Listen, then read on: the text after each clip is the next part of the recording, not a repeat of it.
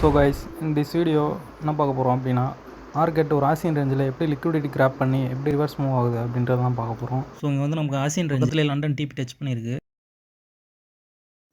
So இப்போ இதில் பார்த்தீங்கன்னா இங்கே வந்து highest point of Asian range, கீழே வந்து lowest point of Asian range இருக்குது. இது வந்து ஹையஸ்ட் ரேஞ்ச் ஆஃப் ஆசியன் ரேஞ்சில் வந்து நமக்கு லிக்விடிட்டி கிராப் நடந்திருக்கு. லிக்விடிட்டி கிராப் ஆனதுக்கப்புறம் நமக்கு கரெக்டான ஒரு வேலிடேஷன் பாயிண்ட் வந்து கிடச்சிருக்கு. ஸோ லிக்விடிட்டி கிராப் ஆனதுக்கப்புறம் மார்க்கெட் ரிவர்ஸ் தான் போகுதுன்ற ஒரு கன்ஃபர்மேஷன் கிடச்சிருச்சு நமக்கு இப்போது. ஸோ ரிவர்ஸ் கன்ஃபார்ம் ஆனதுக்கப்புறம் மார்க்கெட் ஸ்ட்ரக்சர் ஷிஃப்ட் வந்து எங்கே நடக்குது இப்போ நம்ம பார்க்கணும்.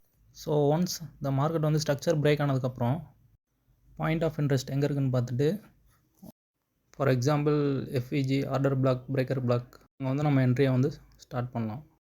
ஸோ அந்த என்ட்ரியிலேருந்து ஆசியன் ரேஞ்ச் லோ வரைக்கும் நம்ம டிபியை வந்து செட் பண்ணி ஒரு ஈஸியான ஒரு டார்கெட்டை வந்து ஃபிக்ஸ் பண்ணலாம். This is the one of the model for Asian range setup.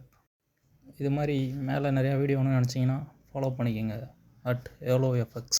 Wow.